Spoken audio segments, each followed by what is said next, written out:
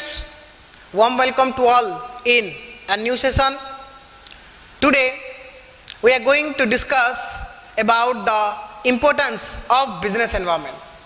In our previous class we have already discussed the other concepts relating to business environment, that which is what is business environment, the features, the meaning, the features and the overall concept about the components of business environment. So I hope till today's session you have gone through all the classes to make yourself understand about the business environment. What is the concept of business environment? What is the thing that make us to read or to know about business environment? Clear? So जैसे कि the meaning session में और जो कि था अपना features जब हम डिस्कस किए थे वो टाइम पे आपको समझ में आ गया कि बिजनेस एनवायरनमेंट में क्या क्या जाता है, उसका क्वालिटीज क्या है और वो कैसे हमें और हमारे बिजनेस के साथ इंटरलिंक्ड है और हम कैसे अपने बिजनेस एनवायरनमेंट को कंसीडर करें while taking our decisions. Clear? So today we are going to discuss about the importance of business environment. What is importance? Importance means why. Clear? The questions asked like why, how, okay, why, how, when. ये जो सारे questions आते हैं ना, ये सारे questions is called importance. कि आप बोल रहे हैं कि सर बिजनेस एनवायरनमेंट को समझना जरूरी है, हम पूछेंगे why. What is the requirement of knowing your business environment? We have to analyze, as we say, we have to analyze, we have to assess, we have to monitor. Clear? We have to forecast. Clear? ये सब करते हैं ना, हम analyse करते हैं, analysis करते हैं, है कि नहीं? क्लियर? मॉनिटर करते हैं, मॉनिटरिंग. क्लियर? स्कैनिंग.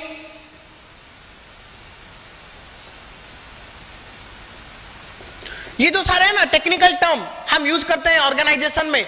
क्यों करते हैं?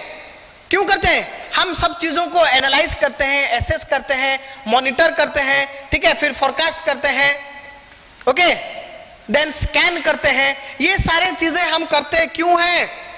To know, to better understand our environment. तो आप पूछोगे कि सर इसकी जरूरत क्या है?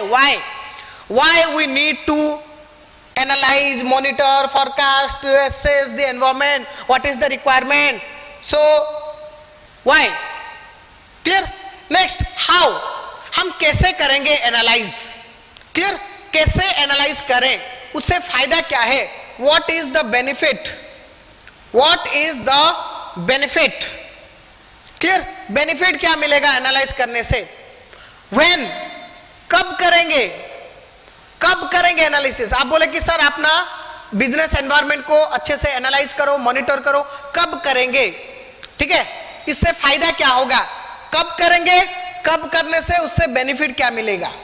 ठीक है, ये जो सारे क्वेश्चंस हैं आपके दिमाग में कि सर ये बिजनेस एनवायरनमेंट तो हमें समझ में आ गया, है कि नहीं, कि बिजनेस एनवायरनमेंट होता क्या है, उसमें क्या क्या कंपोनेंट्स है, उसका इंपैक्ट क्या रहता है बिजनेस के ऊपर, जैसे कि डायरेक्ट इंपैक्ट रहता है कि नहीं. तो अभी हम आपके दिमाग में क्वेश्चन है सर ये सब हम क्यों पढ़े? हम तो, हमारे पास तो बेटर मैनेजमेंट है, पूरा बढ़िया मैनेजमेंट टीम है, हम साइंटिफिक प्रिंसिपल्स यूज कर रहे हैं, हम principles of general management use कर रहे हैं, है कि नहीं, हमारे पास एफिशिएंट स्टाफ है, सब कुछ है अपने पास. तो फिर हम एनवायरनमेंट को एनालिसिस क्यों करें? What is the importance? That question, now you will get all the answer to these questions. ये जो सारे हैं ना, ये सारे के आंसर आपको मिल जाएंगे ये पॉइंट्स में कि what is the importance of business environment. Why?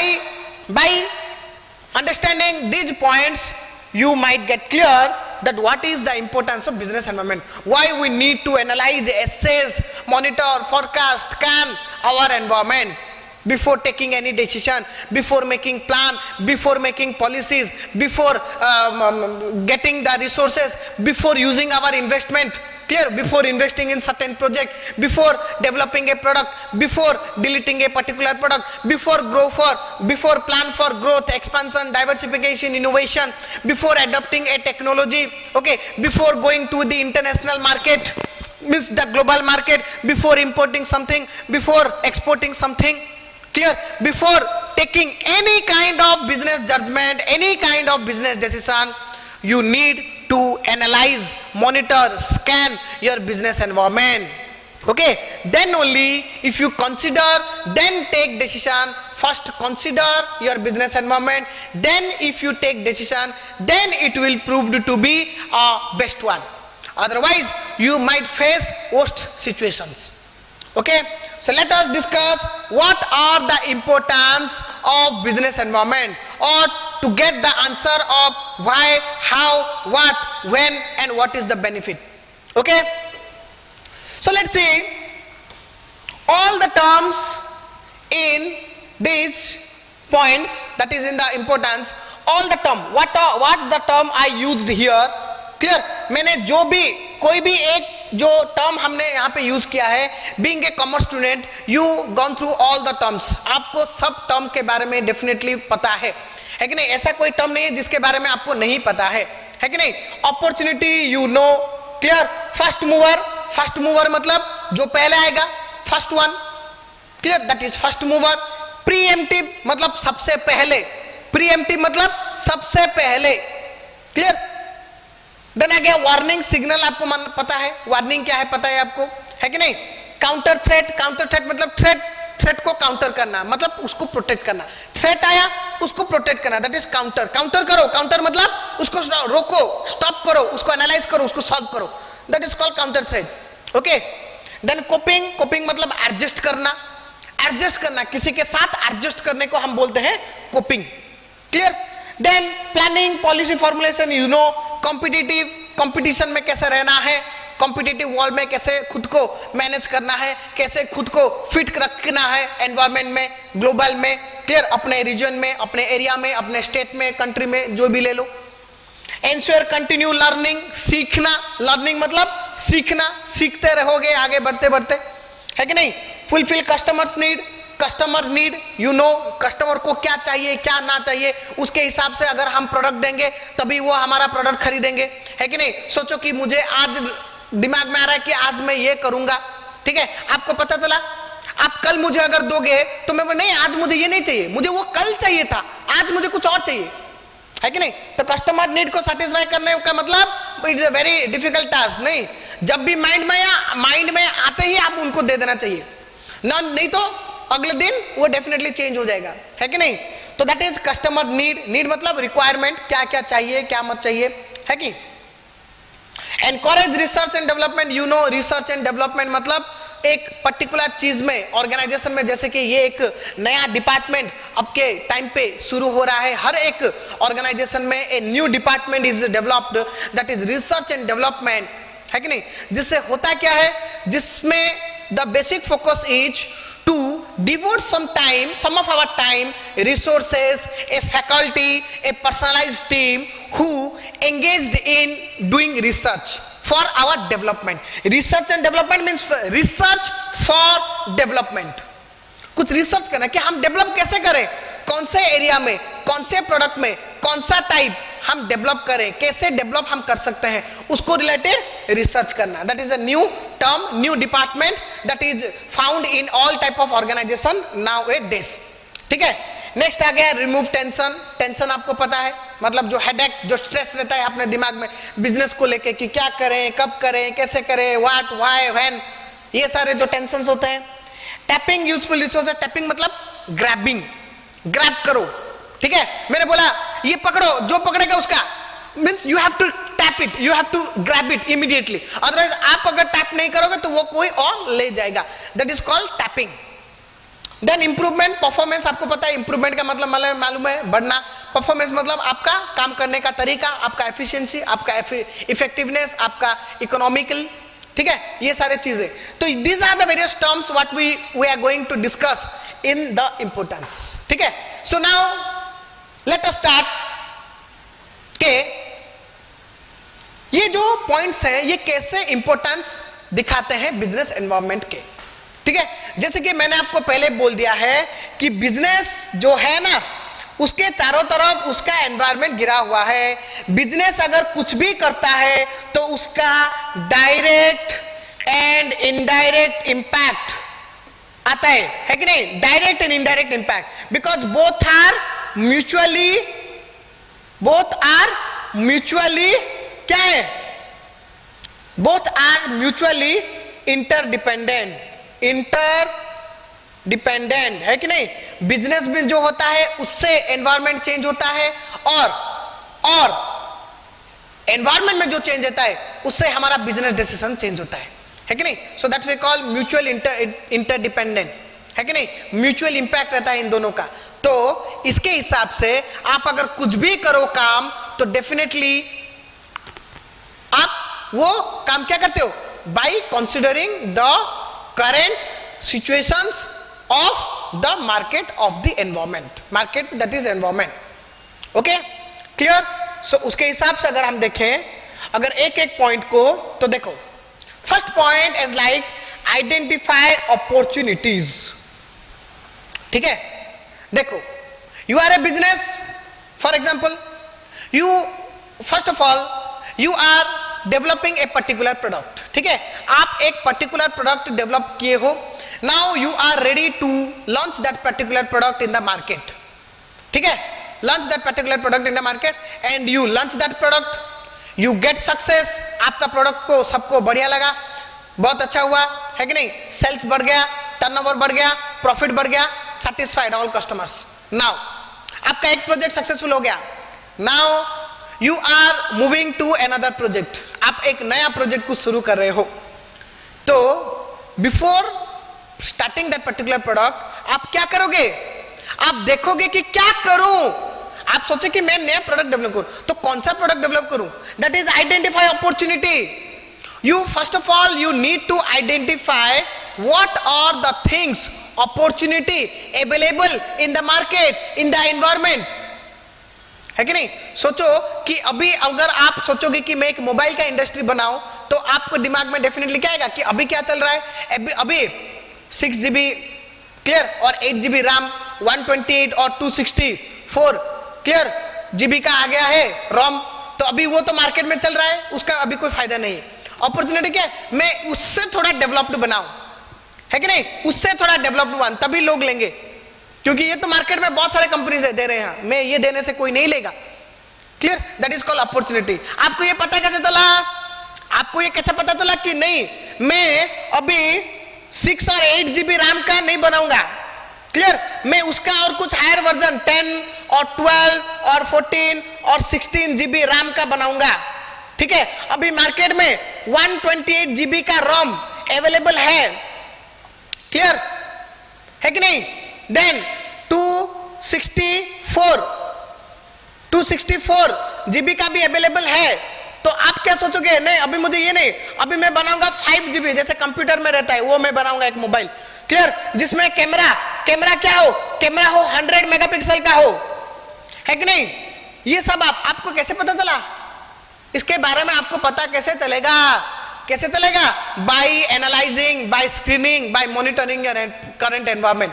सो अगर आप अपने करंट एनवायरनमेंट के बारे मतलब उसके बारे में सोचोगे, उसको एनालाइज करोगे, समझोगे, देन आपको पता चलेगा कि क्या क्या opportunities are there in the market and accordingly आपने एनालाइज कर लिया।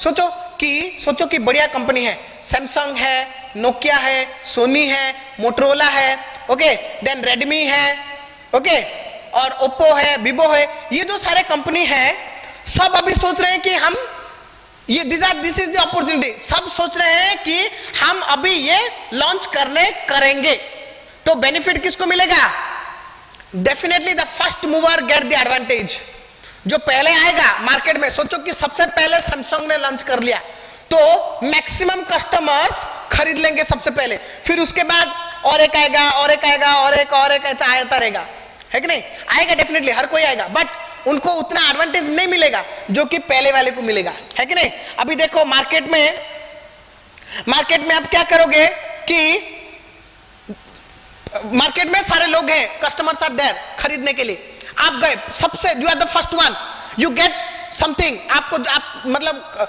कस्टमर्स को जो प्रोडक्ट चाहिए वो आपके पास है, आप लेके गए, तो इमीडिएटली सब आके खरीद लेंगे, है कि नहीं? उसके बाद दो आएगा, तीसरा आएगा, चौथा, वो उसका भी खत्म होगा, but you will get the best advantage. आप वो चीज को 50 में बेचो, 100 में बेचो, ले लो कि उसका नॉमिनल प्राइस लेट 50 है, आप बोलोगे 60, तो डेफिनेटली लोग लेंगे ही लेंगे। Then this is called the first mover advantages, है कि नहीं? क्लियर?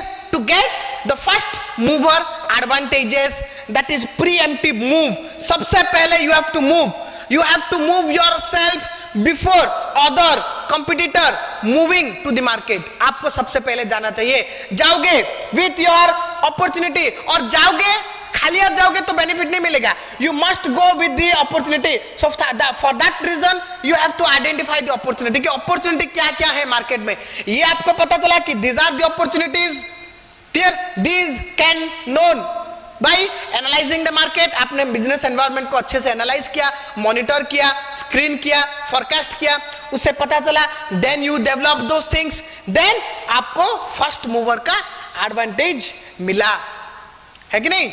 क्लियर? और उसके साथ साथ आपको वार्निंग सिग्नल भी मिल जाता है। वार्निंग सिग्नल मतलब क्या? कि देखो एनवायरनमेंट में जब भी कुछ चेंज होता है तो definitely everything had some negative impact, some positive impact. जैसे कि मैंने अपने प्रीवियस क्लास में बोला था कि अगर गवर्नमेंट एक डिसीजन लेता है, कुछ कुछ कंपनी के लिए वो अपॉर्चुनिटी है और कुछ कुछ कंपनी के लिए वो थ्रेट है। क्लियर? तो threat opportunity both are available present in the market, just you need to identify the opportunity.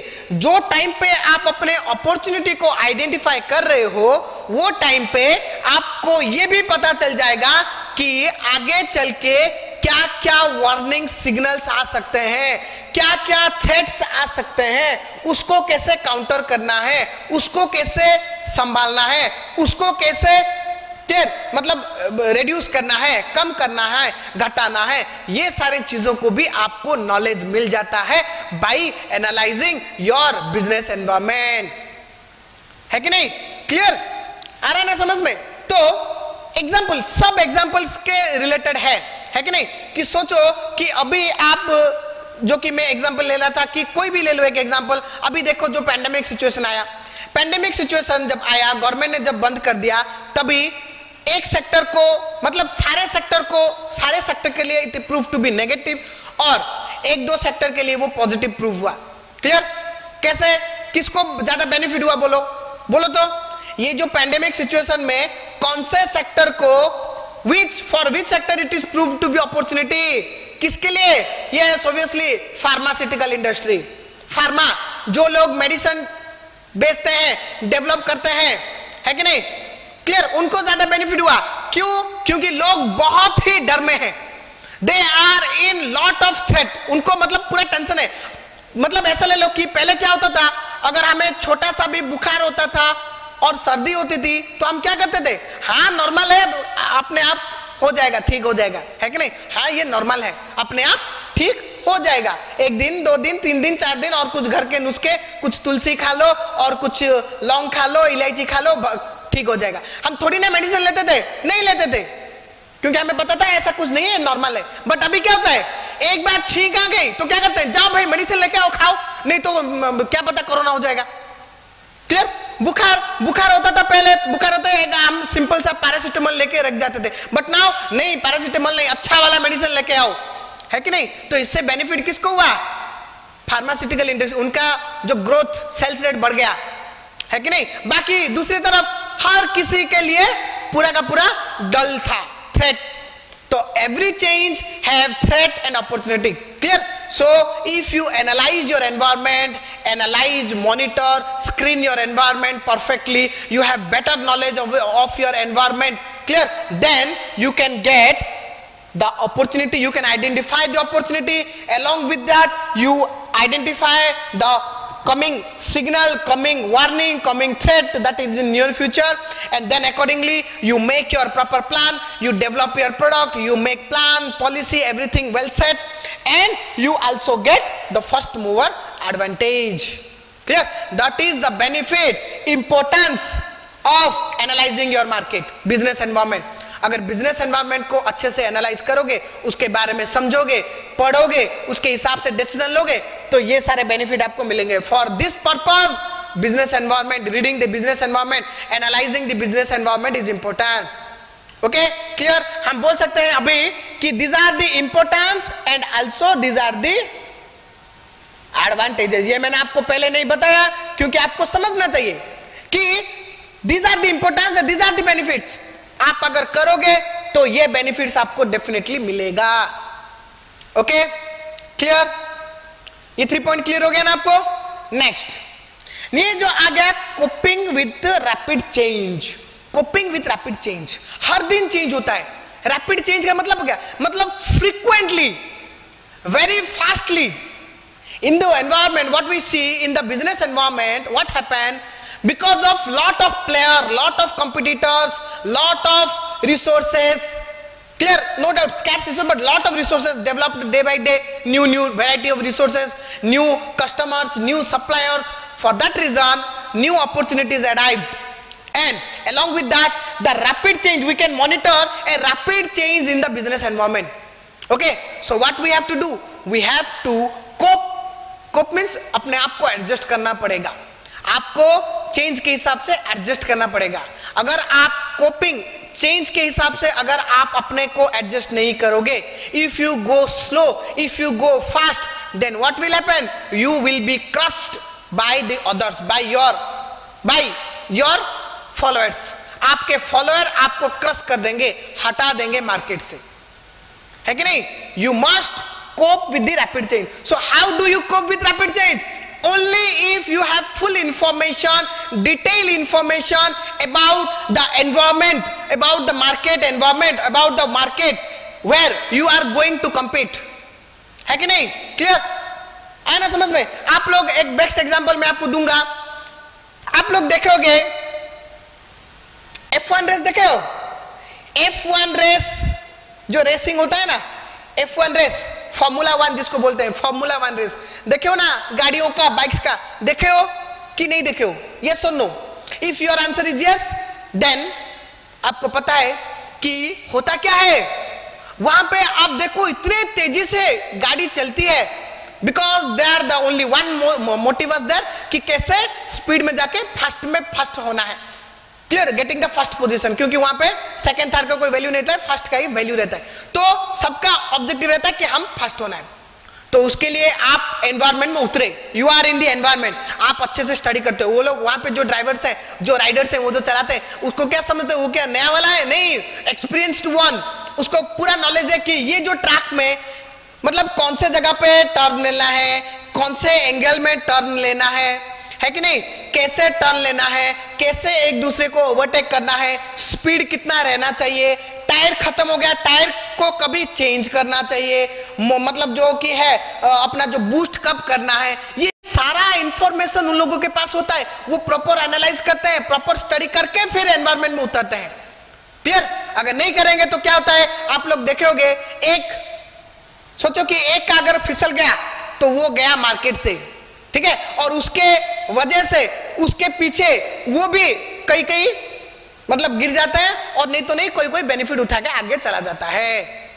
Clear? That is the answer. If your answer is yes, if you know F1 race, अगर नहीं पता तो छोड़ दो। आपको अगर नहीं मालूम कि सर F1 रेस क्या है, मतलब बाइक रेस, कार रेस होता है, simple.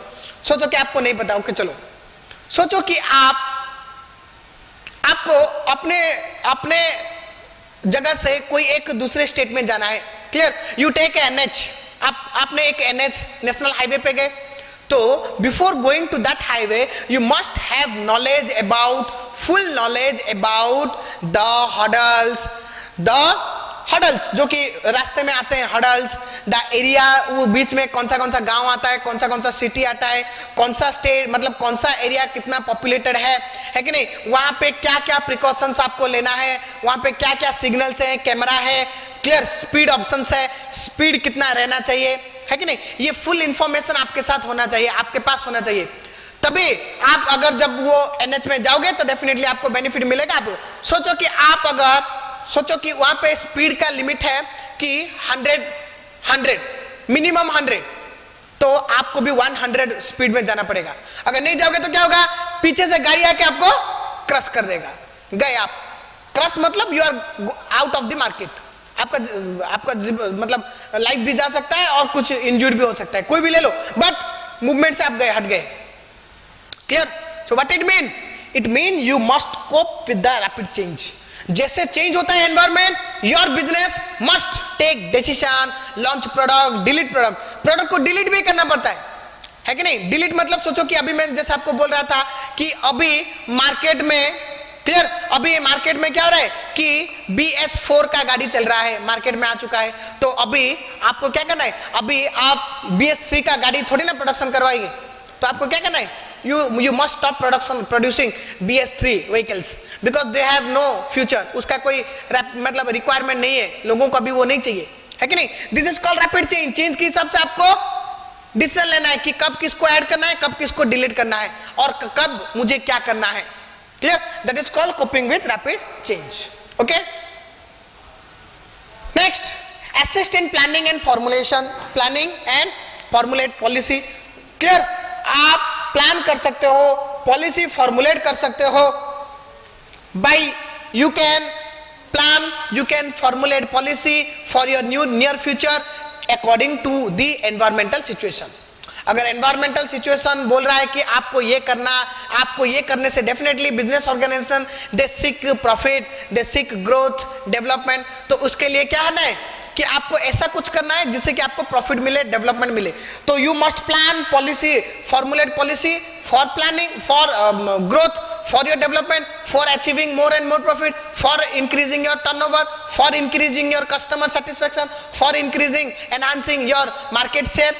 Clear? To go to beyond the global market, beyond the अपना नेशनल मार्केट आपको जाना है, तो उसके लिए क्या करना है, आपको अच्छा पॉलिसी बनाना है। तो everything depend upon the business environment. If you analyse your business environment properly, clear, if you get what is opportunities, what is threats are there, what is my available resources, आपके पास क्या क्या resources है, आपका capacity क्या है, आप मतलब आप कौन से पोजीशन में है मार्केट में, वो ये सब चीजें अगर आप अच्छे से डिटरमाइन करोगे, डिसाइड करोगे, है कि नहीं, then only you can formulate a better plan, a better policy which will proved to be a best one for satisfying your objectives, different kind of objective. Otherwise, if you will take your decision without considering the environment, the changes, the factors, the things, the players, the competitors, the globe, then you will be failed. Okay, clear? So that is another importance, that to assist in planning and policy formulation, you have to analyze the environment. Okay, clear? Next point is makes competitive. Competitive का मतलब क्या है students? अभी जैसे हम देख रहे हैं कि सैमसंग ले लो, okay, Samsung, Vivo, Oppo, business environment में हमेशा, एनवायरनमेंट मतलब मार्केट में क्या चल रहा है, बस उसी को हम बोलते हैं बिजनेस एनवायरनमेंट, है कि नहीं? सैमसंग, वीवो, ओप्पो, है कि नहीं, और क्या है, और बहुत सारे, रेडमी, रियलमी, क्लियर, ऑनर, ये जो सारे जो हैं ब्रांड्स, ये सारे एक दूसरे के कॉम्पिटिटर्स हैं, है कि नहीं? ये सारे एक दूसरे के कॉम्पिटिटर हैं। आप देख रहे हो कि एक सैमसंग ने अगर एक नया फोन लॉन्च किया with some feature, so definitely you are going to see that same feature is available with Vivo, Oppo, Redmi, Realme, Honor. Why? Because you are all competitors. अगर सोचो, आप सोचोगे कि नहीं, चलो, if Vivo अगर सोचेगा कि नहीं, ये तो सारे ने डेवलप कर लिया, मैं क्यों करूं, मैं नहीं करता हूं, तो क्या होगा उसका इंपैक्ट, आपका टर्नओवर कम हो जाएगा, क्योंकि आपके पास लेटेस्ट प्रोडक्ट नहीं है, आपका कोई नहीं खरीदेगा आपका प्रोडक्ट। आप सोचोगे no doubt, you think for कि नहीं मैं उससे कुछ डेवलप और वर्जन बनाऊं, तो दैट इज फर्स्ट मूवर। अगर उससे पहले अगर आप अच्छे प्लान किए हो, तो जब ये लोग वर्जन 5 पे आएंगे तभी आप वर्जन 6 डेवलप कर सकते हो। But if you don't have version 6 then you must develop version 5, उसको मार्केट में छोड़ना ही पड़ेगा।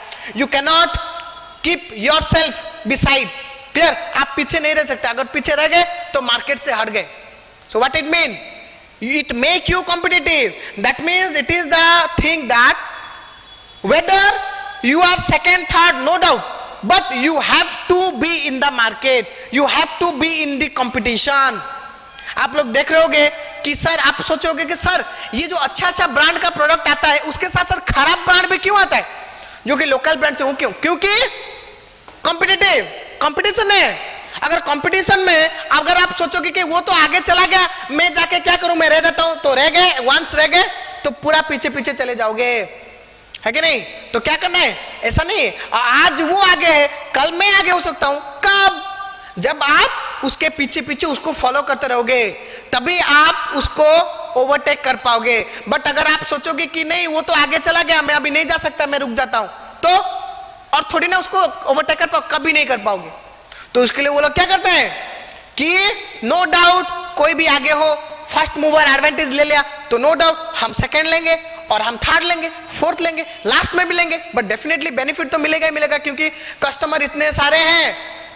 ठीक है, लिमिटेड रिसोर्सेस है, प्रोडक्ट लिमिटेड है, कस्टमर्स बहुत हैं.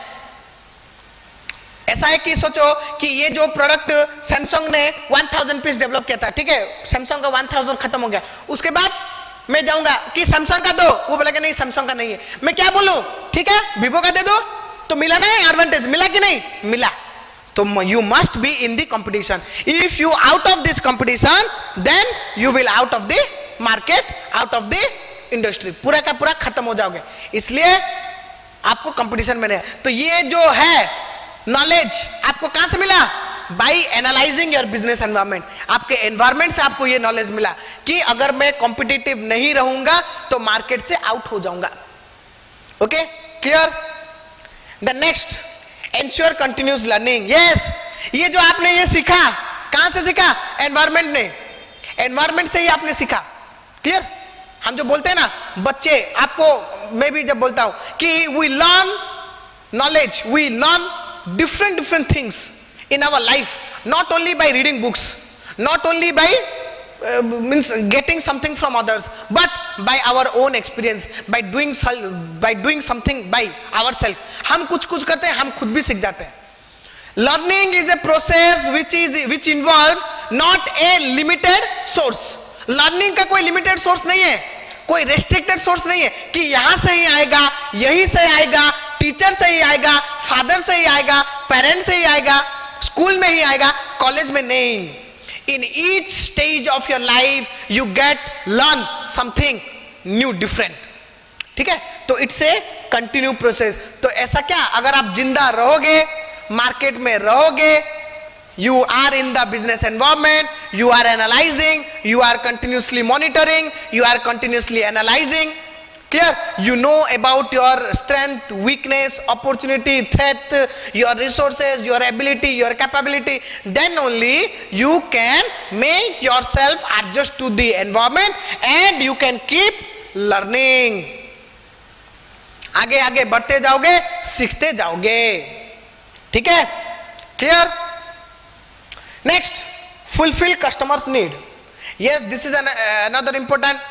कि मैंने जैसे बोला कि कस्टमर को अभी ये चाहिए, अभी कस्टमर को ये चाहिए, ये जो 8 GB वाला RAM वाला प्रोडक्ट चाहिए, तो that is the customer need. जैसे कि मैंने बोला कि according to customer need, how do you know customer what customer need? By analysing the environment, by study the environment, by keeping eye on your environment. आपने environment में आंख रखा, मतलब उसको अच्छे से स्टडी किया है, उसके हिसाब से डिसीजन ले रहे हो, तो आपको पता है कि कस्टमर अभी इस कस्टमर को भी ये चाहिए, तो आपने वो डेवलप किया.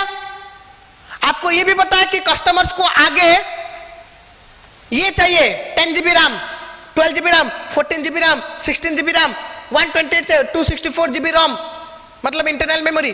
आप लोग ये भी डेवलप कर रहे हो, डेफिनेटली कंपनीज डेवलप कर रहे हैं, उनका काम भी चल रहा है, जिसको हम क्या बोलते हैं? Research and development. क्लियर? सब इंटरलिंक्ड है. आप अभी कस्टमर के नीड के हिसाब से, now you recognized by analyzing your environment that nowadays customer, this is the customer's need. ये कस्टमर को चाहिए, तो आप वो डेवलप कर रहे हो, आप वो बेच रहे हो. कस्टमर अच्छे से ले रहे हैं, कस्टमर्स को आप सेटिस्फाई भी कर रहे हो बाय प्रोवाइडिंग गुड क्वालिटी, क्योंकि ये आपको पता है lot of competitors are there. If you fail to satisfy a customer then that customer will switch over to another competitor and you will lose one of your customers. और आज की दुनिया में कस्टमर्स ही भगवान है. Clear? Customers is the god. उनको अगर सेटिस्फाई नहीं करोगे तो वो जो गॉड किसी दूसरे को अपना विशेष दे देंगे, आशीर्वाद दे देंगे, आपको नहीं मिलेगा.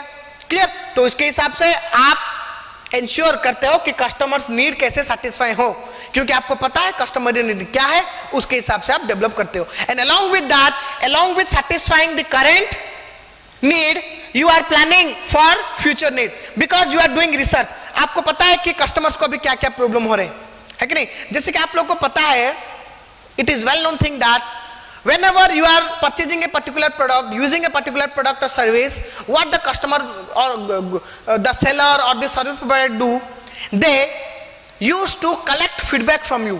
आपसे फीडबैक लेते हैं कि सर ये आपको प्रोडक्ट कैसा लगा, इसका फीचर्स कैसा लगा, इसका कलर, साइज, शेप कैसा लगा, है कि नहीं? अभी देखो जो स्मार्टफोन आया, पहले था क्या? पहले कीपैड फोन था, तो हमें कुछ प्रॉब्लम होता था, हमें लगता था ये होता तो अच्छा रहता, वो होता तो अच्छा रहता, अच्छा पिक्चर फोटो अच्छा होता था तो अच्छा रहता, और थोड़ा स्पीड कम होता तो अच्छा रहता. उसके हिसाब से स्मार्टफोन डेवलप हुआ. That is the outcome of research and development. तो ये जो कंपनियां है ना, ये कंटिन्यूसली रिसर्च एंड डेवलपमेंट करते रहते हैं, कंटिन्यू रिसर्च करते हैं और इसके हिसाब से डेवलप करते हैं. तो ये जो रिसर्च एंड डेवलपमेंट ना कंटिन्यू चलता रहता है मार्केट में. ठीक है? तो उससे होता क्या है, along with satisfying the current need of the customers, what they do, they also trying to develop a new product which can satisfy the future customers. Clear? जिसको हम क्या बोलते हैं, the customers that may purchase our goods in future. ठीक है नहीं? Clear? आ रहा है समझ में? तो by analyzing your environment, you know what are the customers need, you satisfy now, and according to you encourage research, because you know, because this situation is not stable for a long period of time, as we that in the future class, that this environmental change is temporal, come time के लिए रहेगा, फिर change हो जाएगा. अभी आज मेरा जो नीड है, आज मुझे चाहिए ये, कल अगर आप मुझे ये दोगे तो मुझे ये नहीं चाहिए, मुझे और कुछ और चाहिए होगा. तो आज मुझे अगर ये चाहिए, then the seller must plan, predict कि आज चाहिए तो आज ही दे दो, कल और जो चाहिए उसको भी एनालाइज कर लो. तो कल जो चाहिए वो हम आज कैसे दे सकते हैं? अगर हमें पता होगा तो कि कल कस्टमर्स को ये चाहिए, तभी आपको ये पता चल जाएगा. क्लियर? आ रहा ना समझ में कि कुछ कंफ्यूजन हो रहा है? I hope there is no confusion. आज मुझे जो चाहिए, आज मुझे ये मिल गया, फिर उसके बाद मैं क्या सोचता हूं, नहीं आज ये मिला, कल वो मिलता तो अच्छा रहता. तभी वो क्या करते हैं, आपको फीडबैक मांगते हैं. आप देते हो कि नहीं ये मुझे मिला, अच्छा लगा ये, बट वो होता तो और अच्छा होता, तो वो आपको मिल गया feedback. That is the research, that is called research. Getting the feedback from the customer, from the market, from the competitor, that is called research. And accordingly you develop new product. कल आप वो लाके दोगे, हाँ ये तो मुझे चाहिए था, कल मुझे ये चाहिए था, आज मुझे मिल गया. That is the benefit. ये आजकल it may ये जो period, it may be a period of day, a period of week, period of month, period of year, कुछ भी हो सकता है. ये मैंने एग्जांपल के लिए लिया आजकल. ठीक है? Next, remove tension. बस सोचो आपका टेंशन क्या है in the business. What is your tension? Your tension is what to do, when to do, how to do. Clear? क्या करना है, क्या प्रोडक्ट लॉन्च करना है. क्लियर? प्रोडक्ट क्या लॉन्च करना है, क्या बेचना है, कैसे बेचना है, प्रमोशन कैसे करना है, कस्टमर्स को क्या चाहिए, रिसर्च क्या है, मतलब फ्यूचर डेवलपमेंट क्या होगा, कॉम्पिटिटर कौन कौन है, चेंजेस क्या हो रहे हैं, मैं कैसे रैपिड कोप करूं, वार्निंग सिग्नल क्या है, अपॉर्चुनिटीज क्या है. ये जो सारे हैं ना आपके टेंशन, बिजनेस में यही सारे टेंशन है. तो अभी ये जो सारे टेंशन दूर हो गया ना, by analyzing the environment, by study the environment in a proper manner, ये जो सारे जो थे आपके जो प्रॉब्लम्स, इसके बारे में आपका सॉल्व हो गया. तो now is there any tension? No tension. It remove your tension. Clear? By analyzing the environment, all such of questions, clear, which is very very important for the business, all are answered, all are solved, and by the result of which you have no tension. So business environment, remove all your tension. To remove all your tension, the importance is to study your environment. Okay, then tapping useful resources, ये भी है. As you know students कि in the environment, in the business, हम resources कहाँ से लाते हैं? बस वही environment से ही आते हैं. That is called natural environment और artificial. कुछ artificial आते हैं, कुछ natural, है कि नहीं? हम अपने प्रोडक्ट को डेवलप करने के लिए whatever resources we use, those are coming from the environment. ले लो कि रॉ मटेरियल ले लो, कि ह्यूमन बींग्स ले लो, कि मनी ले लो, मेथड ले लो, ये सारे कुछ नेचुरल है, कुछ अपने आप डेवलप होते हैं, कुछ लोग डेवलप करवाते हैं. नेचुरल, आर्टिफिशियल, आपको पता है नेचुरल जो पहले से आया है, आर्टिफिशियल जो ह्यूमन बींग डेवलप करता है कि नहीं? जो कि नेचुरल रिसोर्सेज हैं, जो raw material that is natural, human beings that is natural, बाकी जो है मेथड, मनी, मशीन, ये सब आर्टिफिशियल, ये ह्यूमन बींग्स ने डेवलप किए हैं. तो ये जो सारे रिसोर्सेज ना लिमिटेड है, बहुत कम है. अपने रिक्वायरमेंट के हिसाब से आपको अपना रिसोर्सेस चूज करना है और उसको टैप करना है. टैप मतलब ग्रैब करना है. If you fail to grab tap your resources, then that resources will used by some other competitor. Clear? So आपको कैसे पता चला कैसे टैप करना है, कब टैप करना है? बस if you have complete information about your environment, मतलब आपके एनवायरमेंट में कितने कंपटीटर हैं, कितना रिसोर्सेस है, ठीक है, कितने कस्टमर्स हैं, कितना प्रोडक्ट डेवलप करवाना है, आपका क्वालिटी क्या है, स्ट्रेंथ क्या है, दूसरों का क्वालिटी क्या है, स्ट्रेंथ क्या है, मैं इंपोर्ट करवा सकता हूं क्या, एक्सपोर्ट करवा सकता हूं क्या, ये सारे इंफॉर्मेशन अगर आपके पास है, then you can predict yourself that how much resources I need. Accordingly you are getting everything is clear, and then accordingly you can tap the resources. Simple. Resources tapping करने के लिए आपके पास कंप्लीट इंफॉर्मेशन होना चाहिए, और complete information के लिए आपको बिजनेस एनवायरनमेंट को एनालाइज करना पड़ेगा. आपने किए, आपको पता चल गया, then you can tap the useful resources. Clear? Environment को एनालिसिस करने से आपको पता है कि ये रिसोर्सेस यहाँ पे बढ़िया मिलता है, अच्छा मिलता है, आप जाके वहां से ले. ऐसा नहीं कि हड़बड़ी में कोई भी भूल, मतलब कोई भी गलत डिसीजन ले लो.